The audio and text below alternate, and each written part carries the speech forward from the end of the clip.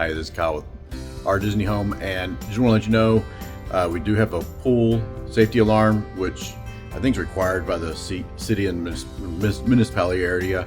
But more importantly, we'd want to have this on anyway for we just wouldn't want anything to happen to children. So anyway, here's the lock to unlock the door, but then more importantly, the pool alarm. So you'll need to push this button, hold it for a second or two before you open the sliding glass door, then close it behind you. If you don't do that, the alarm's gonna go off. Basically just to keep children from going out and playing with the pool, because it's like a magnet to these children, especially if they don't have one at home. They're gonna be always running to this pool. So same thing when you're wanting to go back inside, you're gonna push this button, hold it for a second, then open the door, and then close it behind you. If you leave it open, the alarm will go back off. So again, that's just for safety. I know it's kind of annoying, but it's for the best of everybody. Thanks.